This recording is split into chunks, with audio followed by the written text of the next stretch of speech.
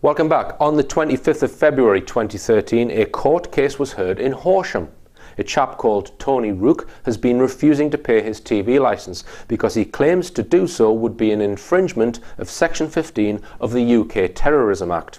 This comes from the fact that the BBC has withheld from public view scientific evidence which proves the official version of 9/11 they put forward cannot possibly be true. This in turn means the BBC are protecting the real terrorists by failing to report the truth on this matter. I commend anyone who takes a stand against the media organisations spreading lies about fake terrorist attacks. However, there are a number of points I would like to make people aware of about the Horsham trial. Firstly, Tony Rook and his supporters do not know what happened on 9/11. They all seem to be supporting the completely flawed position that the Twin Towers were brought down by explosives. This is another lie, which has been spread by the highly suspect organisation Engineers and Architects for 9/11 Truth, set up by the bogus 9/11 campaigner and asset Richard Gage. I haven't seen any information to suggest that those supporting Tony Rook have been putting forward information about what actually happened on 9/11, which is all described in this book by former Professor of Engineering Mechanics Dr. Judy Wood. This book explains what happened on 9/11 and is the only comprehensive scientific analysis of the evidence in the public domain. People attending the Horsham trial of Tony Rook didn't seem interested to put forward this truth. I also found it interesting that Rook, when leaving the court, stated, "I don't want to start getting into 7/7. Why does he not want to start getting into 7/7, where the evidence is utterly compelling of an inside job? About 100 supporters attended the court hearing, and in emails sent out prior to the hearing, people were asked not to bring banners. After the case was heard, this article appeared in the Daily Mail online.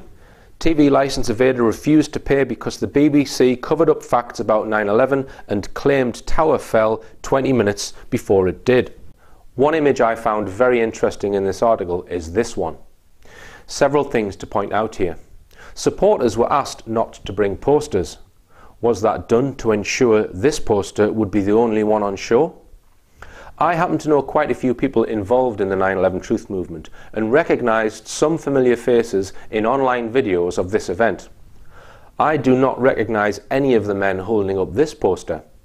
Two of the men kneeling down look like they may be operating in conjunction with the mainstream photographer taking the photo, going to great pains to ensure this poster gets full exposure in the newspaper. It looks like it has been professionally made or even commissioned. The language being used is hardly that of true activists, and the word thermite makes it clear those behind this poster either do not know what happened on 9/11 or are deliberately putting forward false statements. There is no evidence that thermite was used, and the bombs in the building hypothesis has been demonstrated to be wholly untrue by Dr. Judy Wood, who is easily the world's leading authority on what actually happened on 9/11. You might ask, why would they deliberately concoct a trial like this?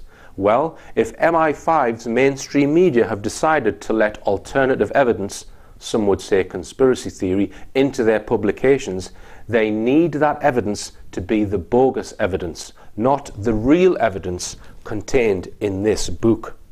Perhaps I am wrong, and the supporters holding up this poster are genuine 9/11 supporters, but simply victims of the lies put out by the thermite body. In order to find out, I would like to appeal to viewers to help identify the men who are featured in this image. If you recognise any of them, please get in touch via the richplanet.net website. A few weeks ago, I met a very nice chap called John Barry. John has been filming strange lights over an area known as Borsey Woods near King's Lynn. I was curious to find out more, so I asked John for an interview. The programme sparked a mixed response from viewers, and here's a selection of just the sceptical comments that I've received. Hi Richard, I watch your programme every week and have participated in sending 7/7 info to my MP. Love the content, mostly. Had to say this week I was disappointed because the lights in the sky were model aeroplanes with LED lights. There is a flying club who go to Roydon Common to practice, which is right near Bosley Woods. The humming sound he described is the engines. Seemed obvious to me. Many of your shows have great evidence within them. Not sure about this one. Keep up the great work.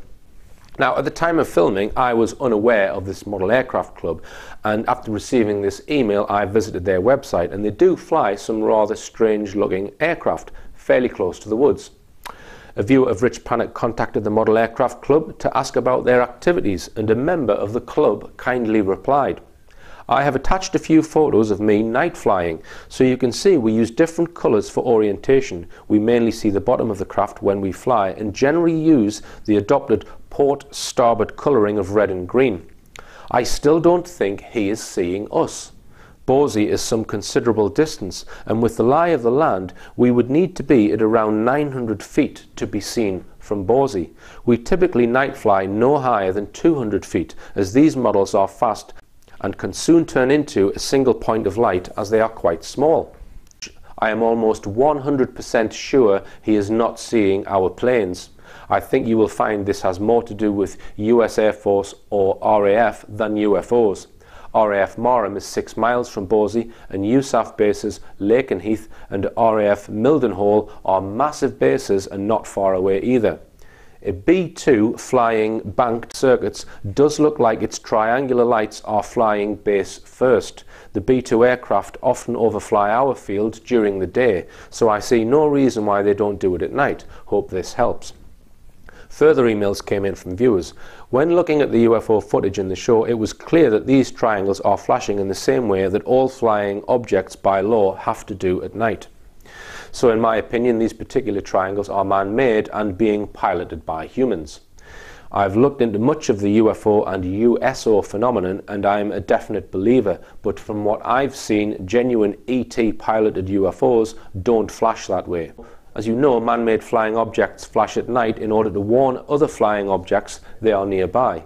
Thanks, and keep up the great work. I've watched the JSB videos and live not far from Bosley and RAF Marham. Pilots do a fair bit of night flying, training with tornadoes and choppers. Interesting theory, but not altogether convinced. RAF base plus Lakenheath also in vicinity, so maybe more earth-based reasons for the lights. Fascinating subject, and wish you well. So what's my opinion? Well, my opinion on these lights is simply this. Closer images of the objects showing the structure, not just the lights, are required in order to determine what they are. That's my view. I don't rule out any of the competing explanations just yet, but closer images are definitely required. One viewer who is an expert in radio explained to me that conventional aircraft's radio transmissions can easily be picked up by local amateur radio hams. If there are any near the Kings Lane area, they could be used to listen for signals being given off at the time of a future sighting. If you have radio ham equipment, live in this area and are willing to help, please get in touch with us via the richplanet.net website.